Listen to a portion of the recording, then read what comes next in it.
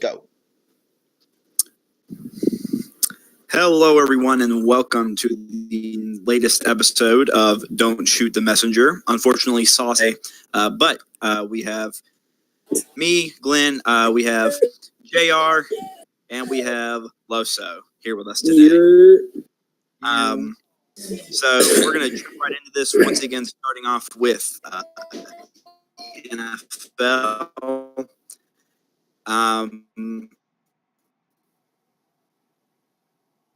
First, let's talk about Black Monday. Our coaches let go in the NFL. Chuck Pagano, obviously, Jack Del Rio, and John Fox is Chicago. Caldwell. And what? I'm sorry? Well, is done in Detroit. Bruce Arians retired. Bruce Arians has retired. That's right. And then, of course, there's the head coaching vacancy in New York with the Giants. Plenty of spots open for potential head coach candidates. The hot names right now, guys, Panthers defensive coordinator Steve Wilks is a big one. Matt Patricia is another. Josh McDaniels' name is coming up. So let me just ask you guys, who are some coaches that you'd expect to be in these spots next year? JR, I'll ask you, who are some coaches that right now you could see, or coordinators right now that you could see becoming coaches pretty soon here? Well, I don't know if Josh McDaniels wants to leave again, because the last time he left and he went to Denver, he didn't do too hot. But you have teams like, who was looking for, who's calling McDaniels? We've got the Giants, the Cardinals, the Cardinals, the Giants, the Lions. Yeah, the Lions as well. Yeah, I think the Lions coach, former head coach, what's the dude's name? The black guy, I forget his name already. Jim Caldwell. Yeah, the former Colts head coach.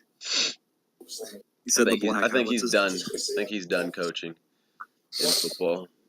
At least head coaching, it is. Mm-hmm. I tell you, I could see Del Rio getting picked up real quick. Do you really? I think I don't. I've never been a fan of Del Rio. Me neither. I don't see what's so great about him. He had one good season in Oakland, and that's I think what some teams are going to go off of. I think. I don't know. He should be a offensive. He shouldn't be a head coach anymore. He should be like a assistant or something. He shouldn't be a head coach anymore. He's head. Are there any chances that Jeff Fisher comes back? Yeah. If Jeff Fisher ends up on an NFL team, then I don't know. I don't think I'm quitting 2018 early. I don't think Matt Patricia is going to leave the Patriots at all. That used to be me. Yeah. So, and my thing is, so all these head coaches got, but you know who didn't? The guy that went 0-16. He's 1-31 in his last two seasons. Yeah. And he asked about everything, honestly. He said his job is tough and it's hard to find men who can do what he's done in these last 2 years, which is win a single football game. Yeah, 31 in 2 seasons. Shit, I can do that. It can't be that hard. My God. Yeah, that's what I'm saying. Yeah, earlier today on Twitter, I saw an article retweeted. I clicked on it and read it. It's kind of one of those open interviews. And this guy was hitting Hugh Jackson with tough questions. Why do you act like you're a victim? Do you really think this roster is so devoid of talent that you can only get one win in 32 games? And Hugh Jackson just danced around the questions, didn't really answer anything. He just talked in circles. And I'm with you, Lessa. I don't see how this guy is still a head coach, honestly. He's not a good coach at all. He's a pretty good offensive coordinator, obviously, but as a head coach, he's trash. I mean, any three of us could have gone in there and gotten 2-3 wins from this roster because it's not completely devoid of talent. No matter what Hugh Jackson wants to say, there's plenty of talent all around. He consistently threw Deshaun Kaiser under the bus. The whole team, they're getting offended. It's to the point where he's honestly offending them, and they're saying because all they hear is that there's a lack of within their own organization. Nobody's going to play for that. Exactly. It not only alienates the locker room and the players you already have on the roster, but it can prohibit you from bringing in big name free agents, no matter what kind of contract you offer. If you offered me $20 million a year to go play in Cleveland for Hugh Jackson, I'd look at you and say you're crazy. But I'd take the money. Well, that's why Tony Jefferson didn't go. He chose Baltimore. Right, and he had a pretty good year there with him. So staying right now with talking about head coach Jim Schwartz. Jim Schwartz. Jim Schwartz. He can go somewhere. I don't know where I see him going. Maybe the Giants. I think Jim Schwartz would fit pretty well in the Giants. I think he'd fit well. Yeah. He was just the Lions head coach a minute ago, wasn't he? Yeah.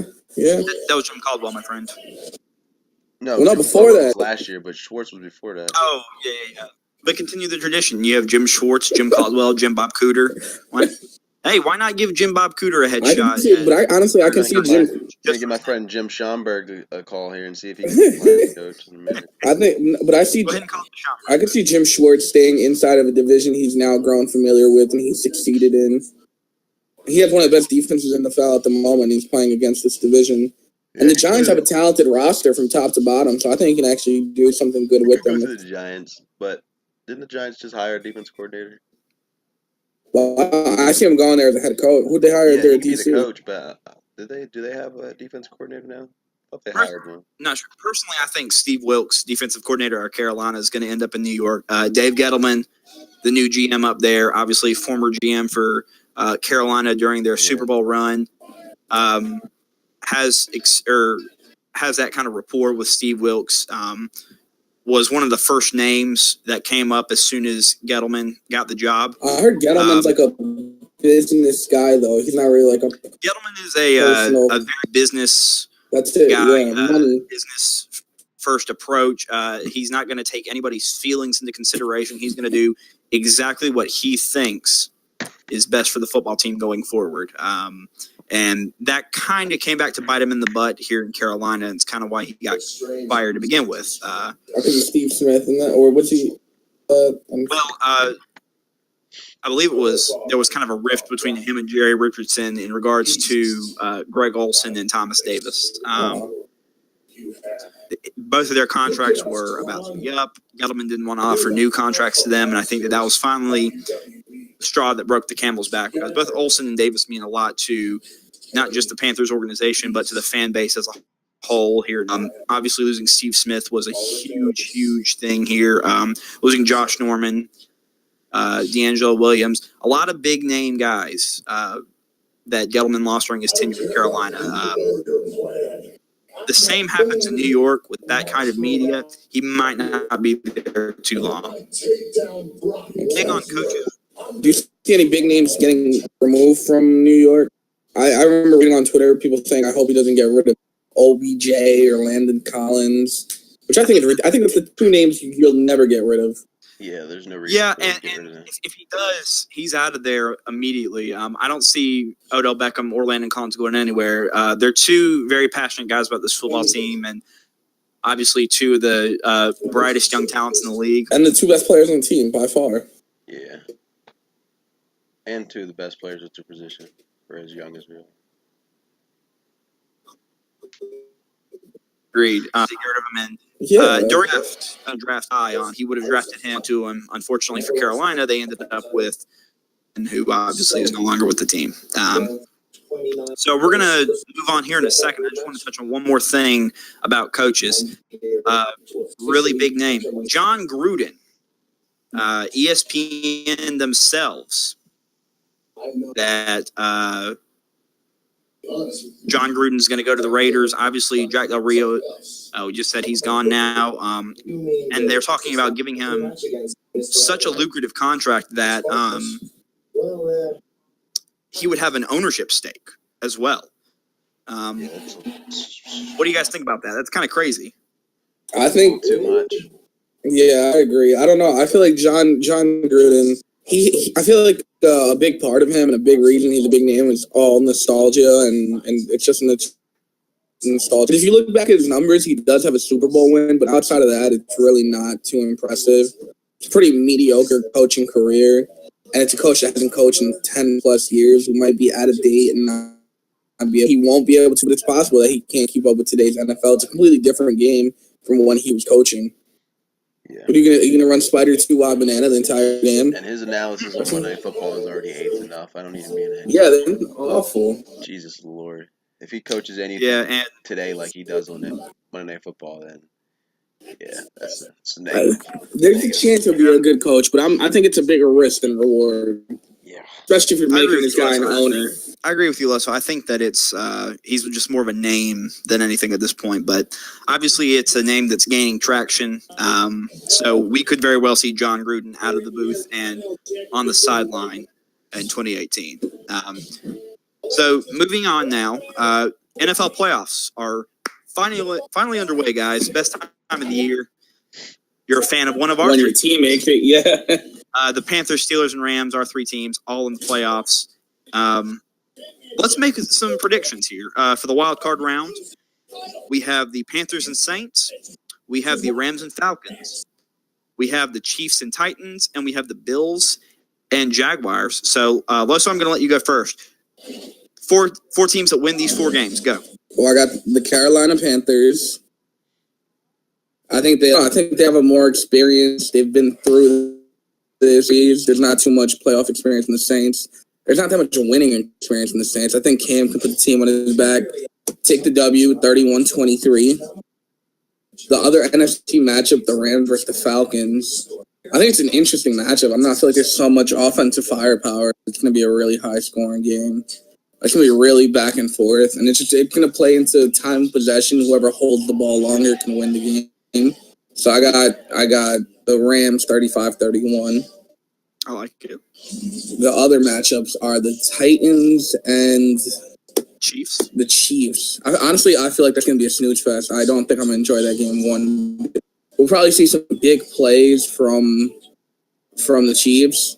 Not hoping Alex Smith gets injured, but I'd love to see a way from Pat Mahomes to get into the game because he's 17. It'd be so much more fun to watch. But I got the Chiefs winning that 13-7. And Buffalo versus Jacksonville is going to be my one upset where I think Blake Bortles blows it, and he's just not good enough to win the play. He's hadn't won a playoff game yet, and I don't think he will. And so I'm going to take the Buffalo Bills 17-10. All right. JR, your predictions for the wild card round? Where do we start? We'll start with go a little reverse of those. So start with the AFC first. Got the Titans and Chiefs. Chiefs should dominate that game for the most part. It won't be much interesting. Probably win by 14. They're favored by 7. I think they'll cover that. So let's say Chiefs 28.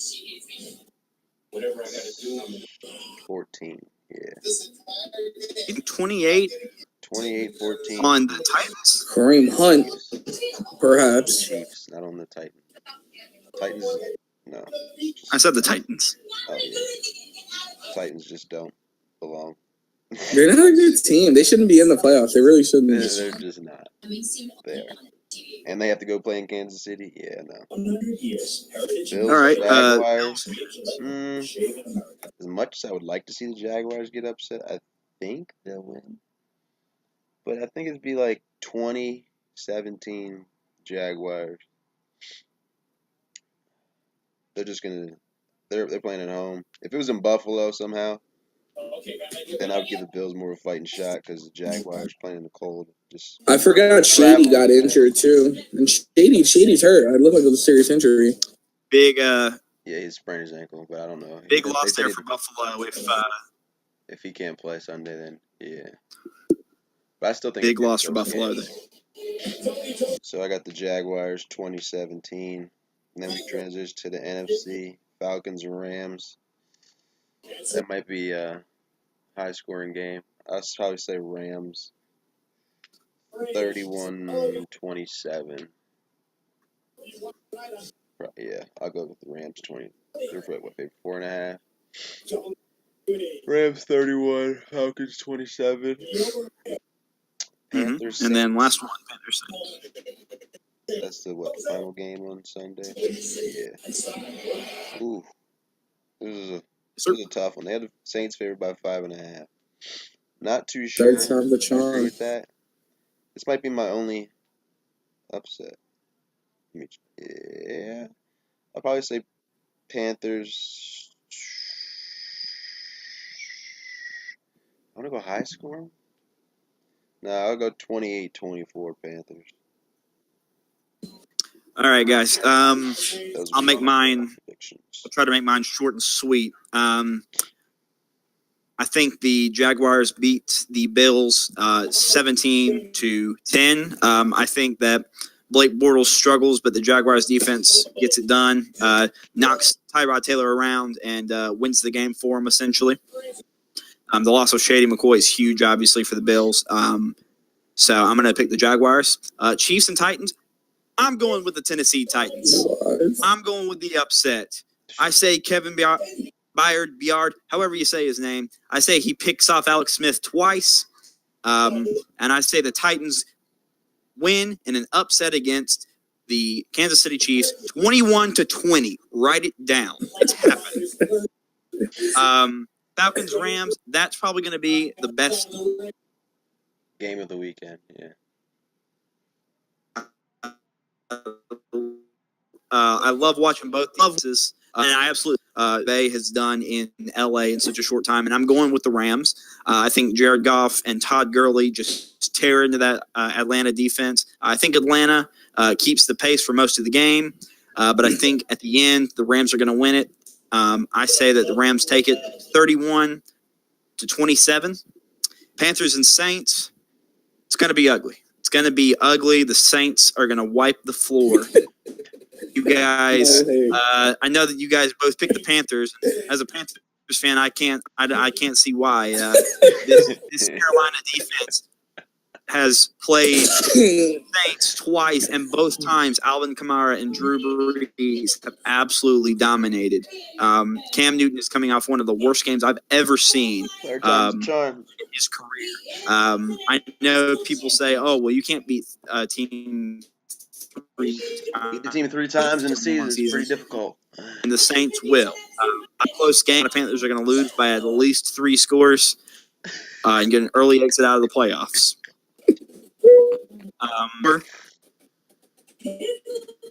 I joked around earlier before the show and said 38. I'll say fire to 13. New Orleans. So you guys are saying the Falcons weekend. I'm already seeing it as the best game of the playoffs to predict it would be the best game of the season. Nah, I wouldn't say that just yet. We still got 2 more rounds to go, and obviously the Super Bowl. So I wouldn't say that just yet. It's definitely going to be the best game this weekend, but not the best one of the playoffs. So the Vikings a bigger threat now to anybody in the NFC since Wentz is out. With People rather play the Eagles. I would say the Vikings are my Super Bowl pick in the NFC. I think that they are the most complete team in the NFC. All around, absolutely incredible job they've done up there in Minnesota. Case Keenum has completely turned it around. He's playing great. That defense is monstrous. So my pick to represent the NFC in the Super Bowl. So, moving on to our final NFL topic. No, not our final NFL topic. I'm sorry, I'm jumping the gun here. Let's talk about a team that didn't make the playoffs, but certainly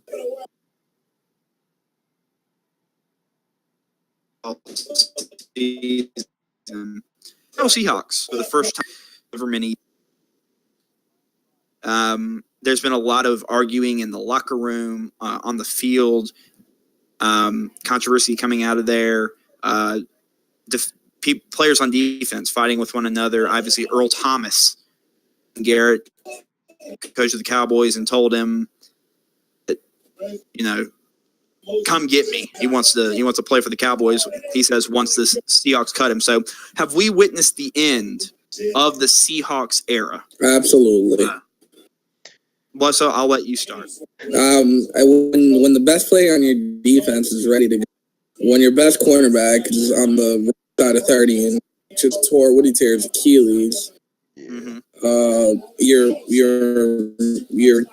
one of the top middle linebackers in the league. Had to play through, and you can't muster up a win against the Arizona Cardinals in the last week of the season to try and get into the postseason.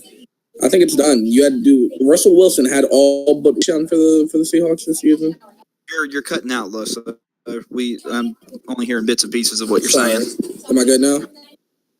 So, But when Russell Wilson is that much a percent of your offense, where he has, I think it was all but one touchdown at the I offense. believe so.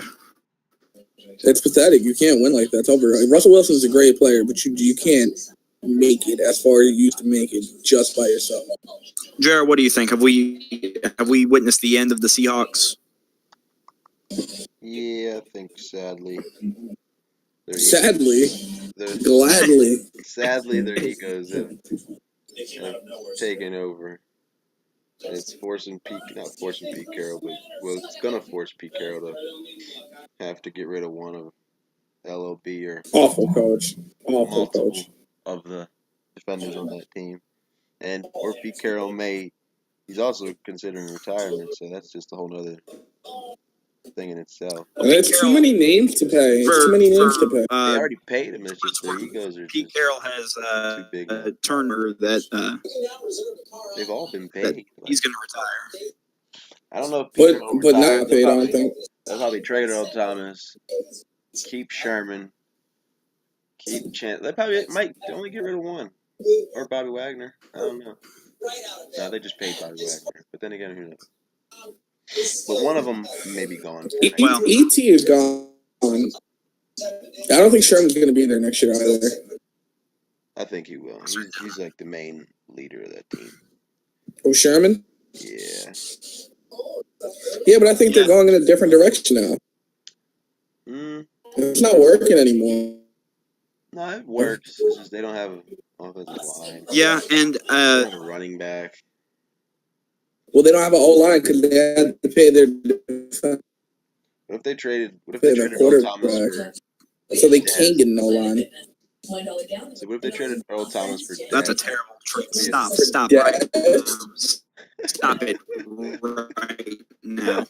Stop it. Somehow that's not happening. Trade Earl Thomas for the Seahawks or for the Cowboys' first-round pick, and then they take both those first and trade up so they can get Saquon Barkley, and then that would be their running. They still don't have an offensive line. I mean, and now they lack a free safety. Lineman. Well, you can replace a free safety. I mean, you guys are talking about the Seahawks being done because of problems. Off the field? Off the field as far as their egos go. The problems on the field, on the offensive line. They're just I've got two reasons why the Seahawks are done. Jared Goff and Jimmy Garoppolo. Not the Saints, I'm so sorry. Obviously are going to me, Sean McVay and Jared Goff are going to help the NFC West for a few years. They've got a great young talent all around. They just got to build that defense up. And the 49ers are coming back. Jimmy Garoppolo is the real deal. I'm telling you guys, Jimmy Garoppolo, Jimmy G, he is a baller. This kid is amazing. I love watching him play. And main two reasons why the Seahawks are done, but I agree with every point you guys made. I'm not sold on Jimmy G like that.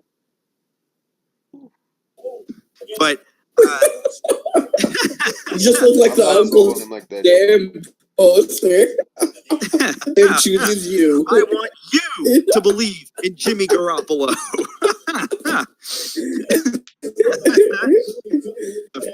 But in all seriousness, there's way too many big contracts on that team, aging stars on defense, not producing as much.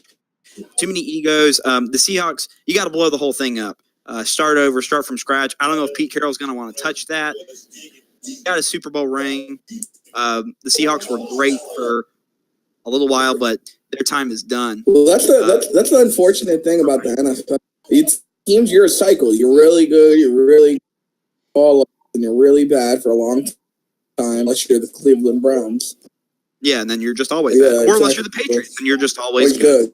good. Well, even then, before Tom Brady, they weren't that great. That's the thing. Yeah, but they've had Tom Brady for 20 Well, years. yeah. So, Tom Brady's been there the whole time. yeah, exactly. All right, As soon as he retired, they're crumbling. all right, so we're going to move on to our last NFL topic, guys. Season award winners in the NFL: MVP, Offensive Player of the Year, Defensive Player of the Year, Offensive Rookie of the Year, Defensive Rookie of the Year, and Coach of the Year. I'm going to start off. I'd love for Todd Gurley to win it. They're going to give it to Brady. That last week off kills Gurley. Yeah, and Brady, over 40 years old, 32 touchdowns this year, 4,500 passing yards, I believe, 8 interceptions on the year. Say they're giving it to Tom Brady. The crazy thing is this is an off year for Brady, in my opinion. Yeah, and it just goes to show how good Brady is. Offensive Player of the Year, give it to Todd Gurley. If you're not going to give him the MVP, give him Offensive Player of the Year. And I think the Defensive Player of the Year, I want to say Aaron Donald because I'm a huge fan of his, but I'm starting to lean towards Harrison Smith out of Minnesota. The fact that now I know the Pro Bowl doesn't mean anything, but the fact that this guy was a Pro Bowl snub just proves that the Pro Bowl needs to be done away with. This guy may have been Bethel. What percentage of defensive Pro Bowlers? Repeat that, Love, so you cut out. What percentage of Defensive Player of the Years are non-Pro Bowlers? I don't think it's many. It's a good question, Loso.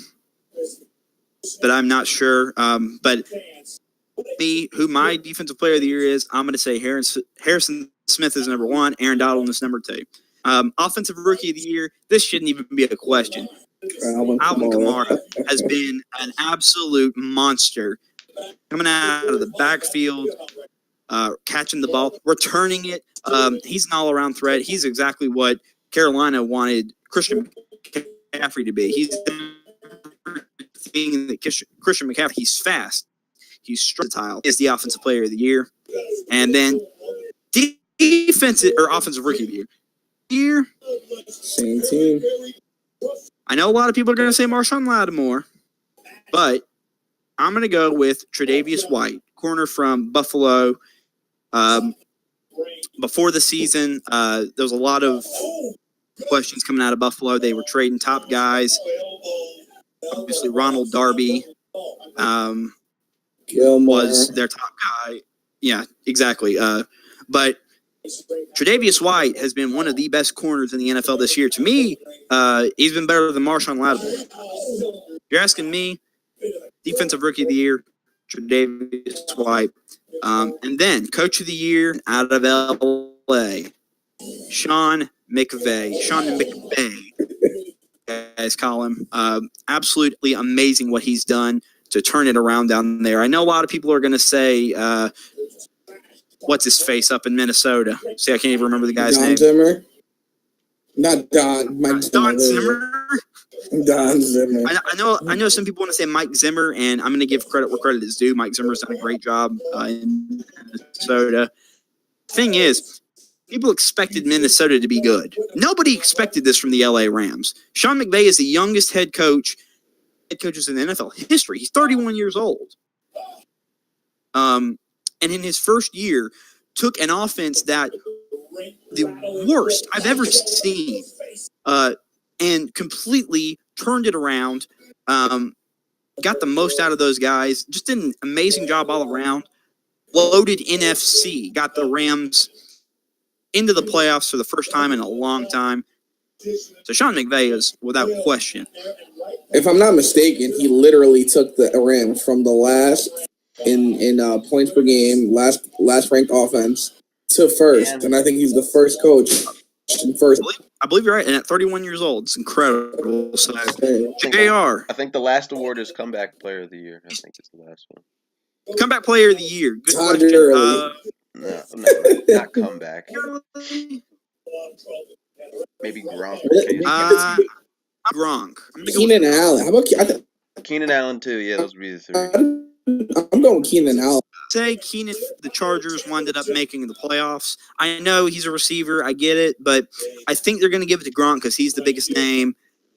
And out of all these guys on the field, Gronk has arguably the biggest impact. But see, my theory or my reason behind going with Keenan Allen, Gronk came back, but Gronk, he didn't come back and surpass himself at his best. He came back and he did well. Keenan Allen came back, played better than he's ever played in his career before. To me, I think Gronk, not that it's a bad thing, but I think Gronk is honestly plateaued, where he's already played at a level so high that he's never going to really pass that level he once played at.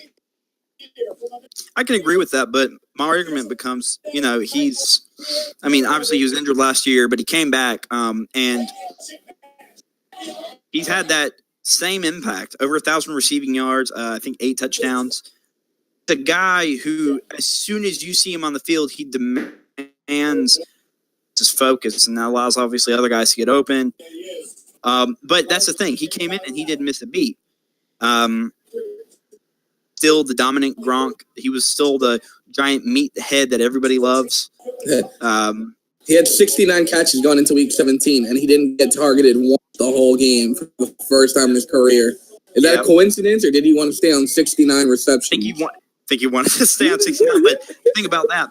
He had incentives in his contract that obviously Belichick didn't want him to get. So Gronk is comeback player of the year. So, okay, real quick, we're kind of going over here. So, JR, real quick, season award winners, go. All right, MVP. Sad, but probably gonna go to Tom Brady. As much as Todd Gurley should win it, probably gonna go to number 12 in New England. Yep. So that means they're gonna give Todd Gurley Offensive Player of the Year, even though I want Antonio Brown to win it. But it's more likely going to Todd Gurley. Defensive Player of the Year? I don't know. They'll probably just give it to those last 3 games. They'll probably just give it to Calais Campbell. I don't know. There hasn't been I can't say standout because he actually has kind of stood out a little bit. But I agree. Not like he wasn't extremely dominant. He started off hot. Think so? I think DeMarcus Lawrence leads the league in sacks. But what about his team? The entire Jaguars defense. I mean, what about his teammate? Jalen Ramsey? No, and I can't pronounce his name. I can't even. He's been dominant, but that was only in the past year. Towards the end of the year, we didn't kind of. You mean Giannis? Well, He finished with 12 sacks and 6 forced fumbles. Who, Giannis? Which is 3.5. Yeah. Yeah, he's a beast. 3.5 sacks less than Clay's and 3 more fumbles. Yeah, he's a beast. He's from Maryland. He was a beast. They got him mid-round too. I was mad when they got him. But actually, Chandler Jones led the league in sacks, 17.5. Oh, is it Chandler Jones now? Mm-hmm.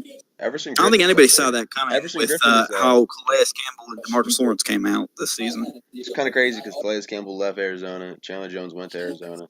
They could have been on the same defense, and the Cardinals' defense could have been a lot better. That is, I guess Calais Campbell had a start, so. All right, so you've got Tom Brady, Brady for MVP, Gurley Offensive Player of the Year, Defensive Player of the Year. Probably give it to Calais Campbell, but I wouldn't be shocked if Aaron Donald won it or Everson Griffin somehow won it. Mm-hmm. I'd be shocked if Donald won it. Offensive Rookie of the Year probably going to go to Kamara. Kamara and Hunt be 2. Juju probably finish 3rd.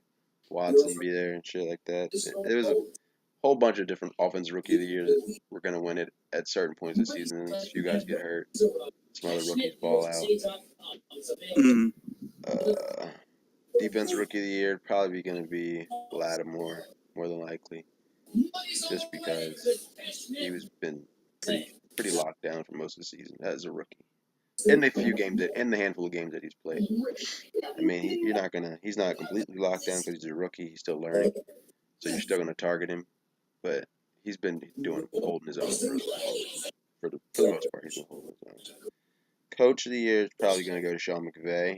I don't know who else would win. I mean, Mike Zimmer in Minnesota, cool, but you knew they were already a playoff team for the most part. Right. That was my argument. Nobody had the Rams winning 12 games, except for Rams fans. All Comeback right, let's. player of the year probably will be going to Keenan Allen. Or I was gonna say Case Keenum, but he didn't recover. He didn't suffer an injury. He just suffered Jeff Fisher syndrome. Well, comeback player of the year doesn't necessarily have to mean injury. I mean, if a guy had a down year, like Loso mentioned Todd Gurley, he didn't get hurt, but he definitely had last year, and then he tore up the league this year. So anybody on the Rams, really, shit, they all suffered. Nick Foles. Jeff No, I'm kidding. Nick Foles. But yeah, probably Keenan Allen, I think, All right. and I think that's all of them. Yeah. Yeah, that's all the awards. Yep. All right, Loso. All Very So quickly here. Go. MVP, I got Tom Brady, and it's not. He had a good season, but it's not a stellar season. I think it's just a lack of competition for the to him. Yeah. Between QB and halfback, QB getting Carson it. Wentz hadn't gotten hurt, he would have won MVP. Yeah, No question. Yeah. Offensive player of the year, I'm going. Didn't win MVP, of course. He led the league in scrimmage yards, scrimmage touchdowns. Just had an incredible year. You cut out, so I'm assuming you said Todd Gurley. Yeah, I said Todd Gurley, leading the league in scrimmage yards, scrimmage touchdowns. Just a great year all around. For Depoy, it might be a little biased. I'm going with Aaron Donald. I think he's the most dominant force out at any position. He has run through any offensive line. He's getting in the backfield. His numbers obviously aren't going to be there as an interior lineman, but it's still competitive with edge players.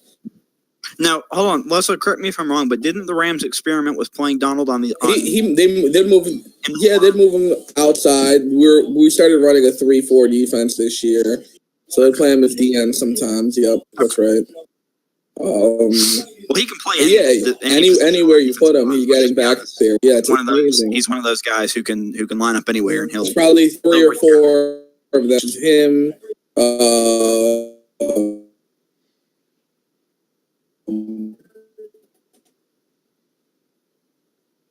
Fletcher, another one. That's it for sure. So, the year, I'm going with New Orleans. I think it's hands down.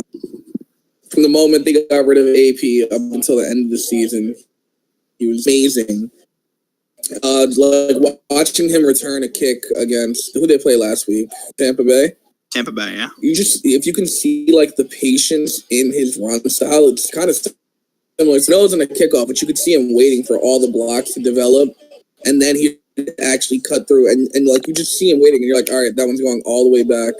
And I don't know. I think he's one of the most dominant runners in the NFL. I think he's going to be a star for a really long time now. Defensive rookie of the year, I'm saying in New Orleans, I'm going Marshawn, or as they call him, Julio's daddy.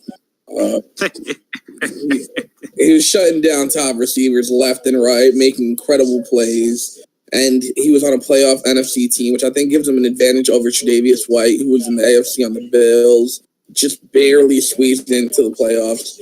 And by barely, I'm talking about an Andy Dalton game-winning drive. That's about as close as you can cut it to making the playoffs.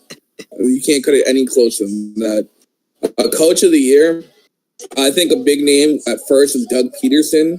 I think the injury to Carson went away a little bit because it really showed how much the team depends on Wentz to be as good as they are. So I saw as soon as you saw Nick Foles go in, you saw the whole team change. So I think that discredited him a little bit. And I think it goes to Sean McVay, honestly, to come back, go from 4-12 to 11-5, and then when people expected you to go probably 3-13 this year, your first year, you're 31 years old. Hands down, I think you're coach of the year. For comeback player of the year, I go with JR. I'm going with Keenan Allen as well. The numbers he was putting up was ridiculous. He was the first wide receiver ever to have 10 person to touchdown in 3 consecutive games. Yeah, numbers. He came back better than ever, and he's not coming back from 1 ACL tear. He's coming back from 2 straight seasons of missing a whole year. Yeah, it might be. I think it's his best career year. And that's a good point too. And before we move on, Loso, just one point. Doug Peterson as a name for coach of the year potentially earlier on, but it's kind of the same thing with Mike Zimmer in Minnesota. Everyone expected the Eagles to be good on those rosters and what they could be. But like we also really with Sean McVay, what he's done is nothing short of amazing. So that is it for NFL. We're going to move on to NBA. First topic for the NBA, one that surprisingly a lot of people aren't talking about. Back tomorrow. Cavs fans have got to be excited, but maybe you want to temper those excitements just a little bit. He's not going to be playing for very long. They're going to keep him under the limited amount of minutes that they normally would. Really want to ease him in there into the lineup from injury.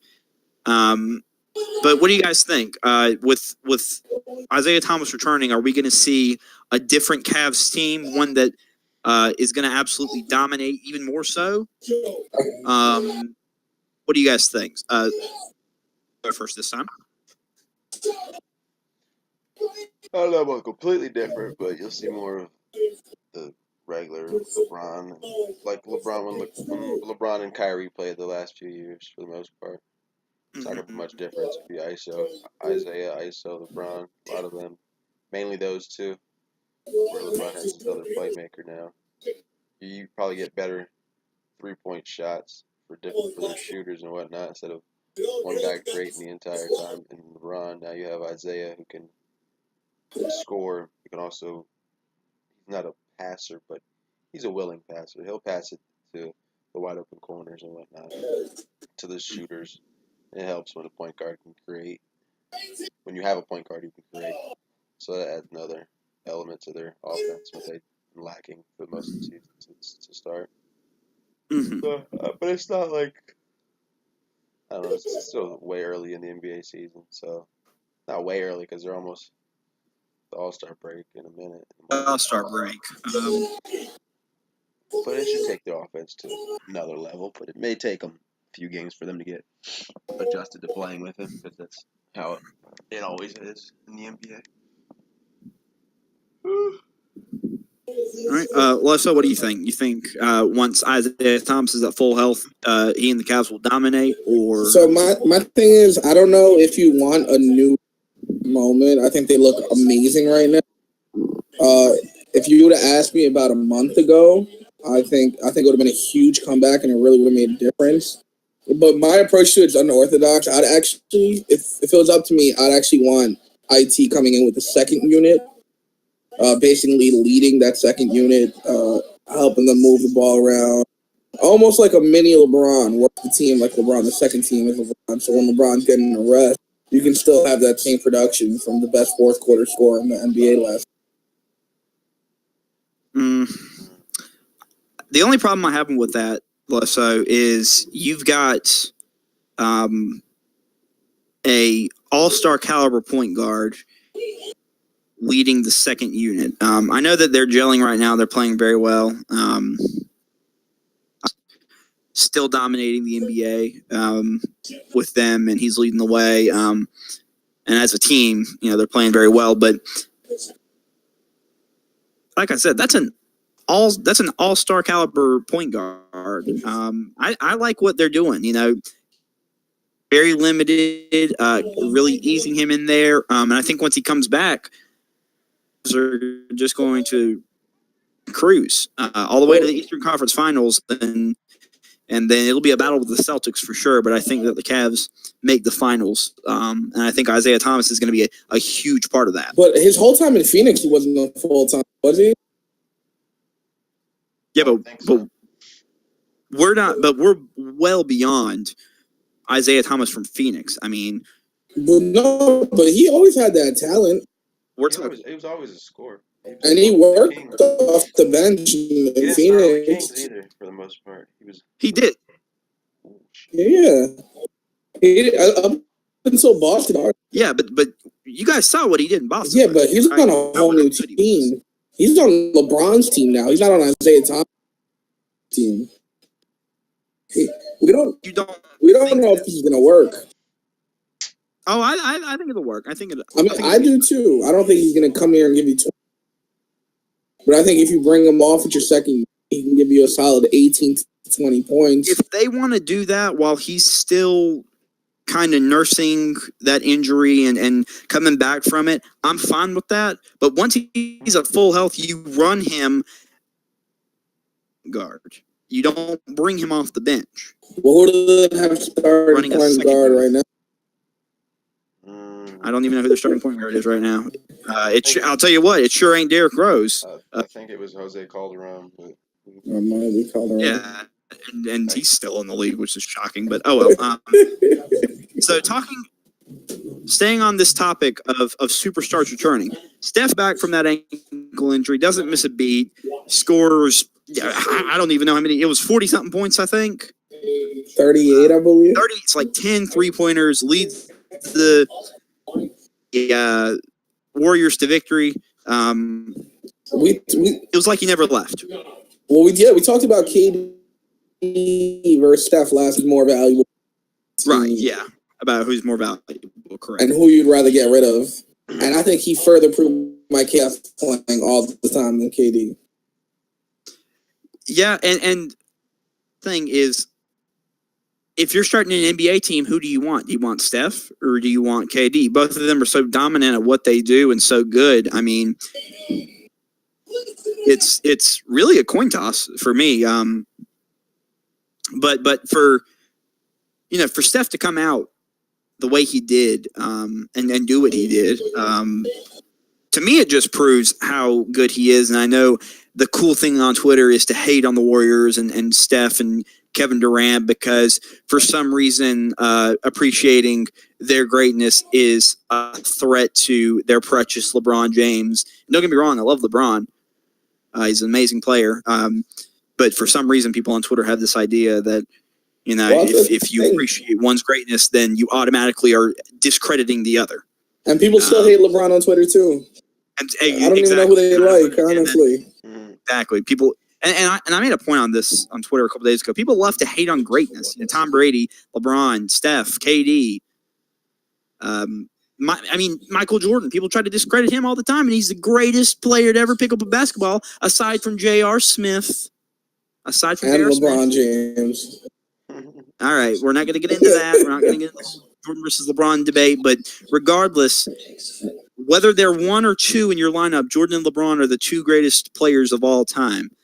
For some reason, people love to hate on greatness and superstars, but my thing is hate on it, but acknowledge. If you want to, because I hate LeBron.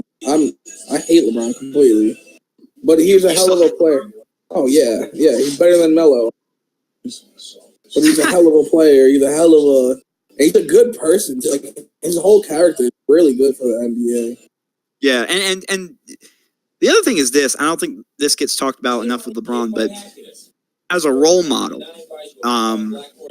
absolutely incredible. I mean, in a world where fathers don't stay with families, and families get torn apart. LeBron has been with his wife for such a long time. They have a beautiful family. A couple days ago on the court, in the middle of a game, his daughter wanted some candy, and he starts asking around, who's got candy, and he says, hey, he found someone with candy. He says, give that to my daughter. And I just think that's a very underrated and underappreciated thing about LeBron James that the people are going to talk about until 30 years down the road is how much of a role model LeBron really is for young kids across America. But kind of going back to Curry's return, JR, what do you think? I know we touched on this last show. Does Steph Curry's return mean that he's more valuable than Kevin Durant, or what?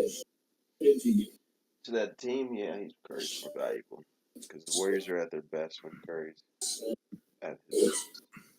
Mm-hmm. Like, he's the best player on that team.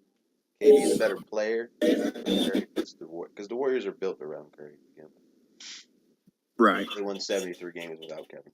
73. And fucking good. Kevin Durant led the Warrior team.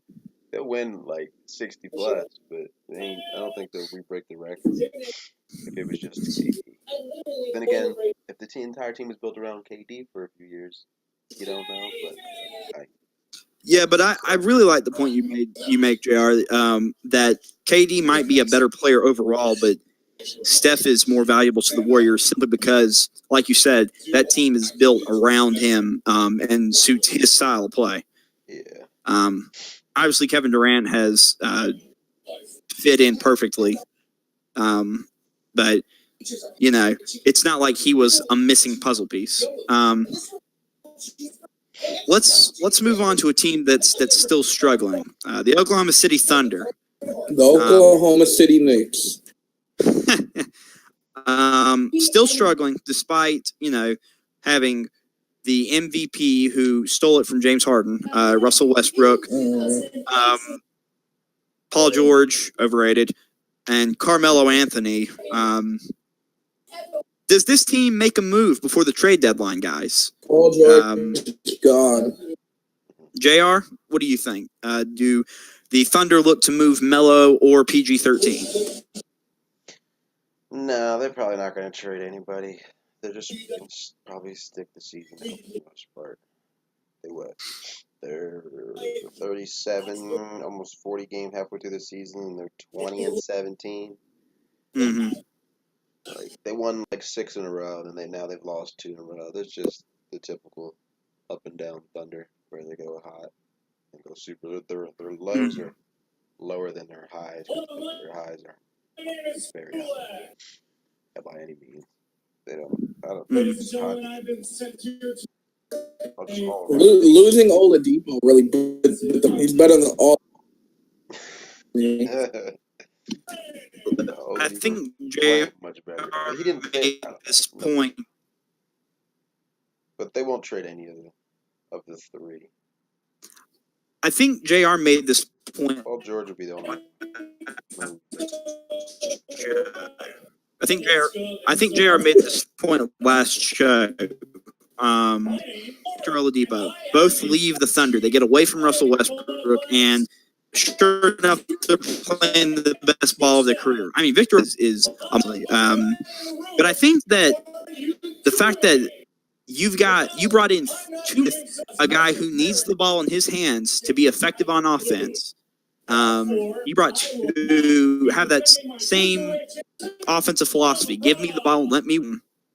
And you really expected that kind of big three to work? I mean, I didn't like the move in the offseason when Oklahoma City got these guys, and obviously it's not paying off for them.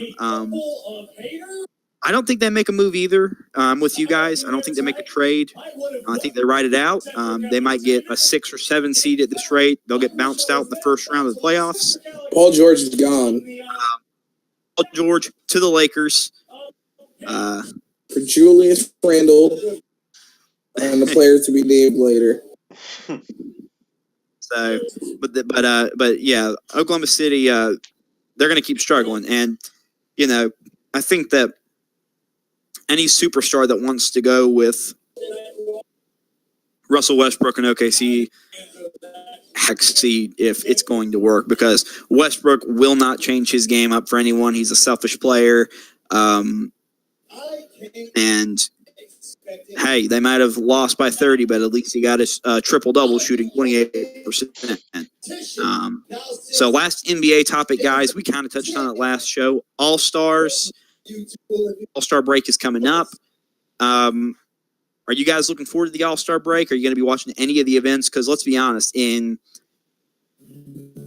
these past few years now, it's been kind of boring to watch. Nobody really wants to watch. Just kind of a bunch of guys walking around, talking, shooting a basketball every now and then. I mean, it winds up being a final score of like 200 to 180 or something like that. This is not nearly as fun. Three-point contest. The highlight. That's the highlight of the whole weekend. Right, and then you've got the skills challenge. That's it. Thank you, Loso. For me personally, I mean, I don't. I don't watch too much NBA regular season. I'll watch a game every now and then if it's nationally televised on ESPN or ABC, like the Christmas Day games I watched. But I don't ever watch the All-Star break just because it's boring. I feel like an old man. I'll be watching it and I'll fall asleep. You guys, are you guys going to be watching the All-Star break? Saturday. Well, now it's the international version that they have, right? That's pretty good. I'm definitely that's usually the most competitive event. The skill, I like how they mix big, and so that should be fun to watch. It really picked up bit by bit these past few years. Aaron Gordon and put on a show for a few years, but I'm sure. So I'll be watching. I'll definitely be watching. The All-Star game, probably not. Pointless. I don't really watch it. I just do other things like it's like a good filler basically. It's like putting Like on when you're hanging with your friends and go on the All-Star game. It's like background. NBA All-Star is like watching Law and Order SVU while you do laundry. Like you don't mind it, but like you'll watch part of it. It's not the worst, but it's not the most exciting thing. A 3-point shooting contest, probably the most interesting thing. Dunk contest, I don't really care, but it's always cool to see something creative. Yeah, I'll just watch the highlights. Well, I feel like the problem with the dunk contest is you can only get so creative, so a lot of it's just already been done. What the hell are you gonna do now? You know?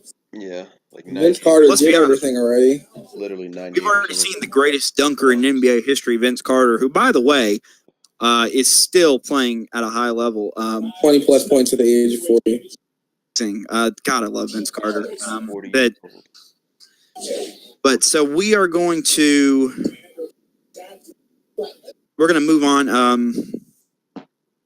First of all, let me say Happy New Year, guys, as we move into a new topic of discussion. It's 2018. New Year's resolutions, but some people like to make them still for whatever reason. You guys have any New Year's resolutions? No, not really. Well, so what about you? To not make any. That's my New Year's. To not make any for the. You've already.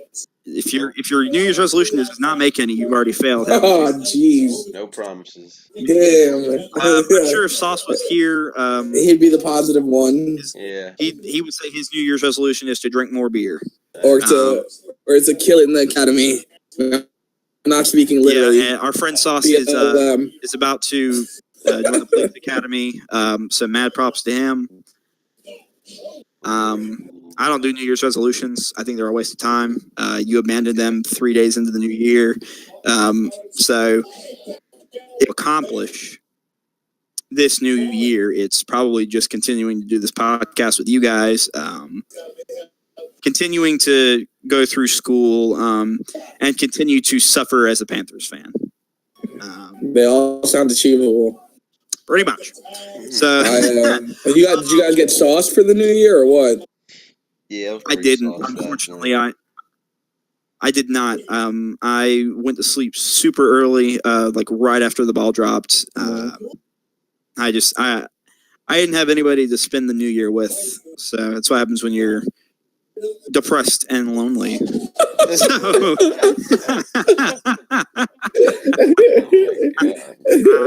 Well, I'm just glad I started 2018 without a hangover. It's always a good thing. You guys got big plans for this year, 2018? I hope to get a full-time position somewhere. Hey, I feel that. That's one right now. Big plans. JR, you got big plans this year? JR's getting married. He didn't tell you? Psych. Oh, yeah. That's definitely good friend JR's 2018. Finally getting wifed up. That's definitely not happening in 2018. We're going to have to wait another 20 years before we get the invitation to JR Swish's wedding. Probably. So, a lot of good movies coming out this year, guys. There's been Avengers. crazy. Oh, we know what it is. Of course. What? Of course, Infinity War. But we've also got Black Panther coming out next month. I'm so excited. Oh my gosh. I feel like this is going to be I feel like this could be the best Marvel movie to date. I hope I can bear through. I feel like there can bear You feel through like that. what lesson you cut out? There'll be an annoying ass crowd at the movie. It already started on Twitter. So Well, I know if I can sit through that. People are excited for Black Panther. You know, regardless of whatever reason. I'm interested to see Stan Lee's cameo in this one. Yeah, we'll definitely see about that. One of the last topics we'll touch on today, guys, college football playoff predictions. We just witnessed Georgia beat Oklahoma in a double overtime thriller. Block field goal called by your boy. Yeah, Loso called the block field goal. He said they're going to miss this. It's going to get blocked, and sure enough, it happened. Who do you guys think wins this game right now? Alabama's beating Clemson. Who do you think wins this game? I think wins the title. Does Georgia win it, or does the winner of this game take the title this year? So I got Deshaun Watson leading my Clemson. He's not there.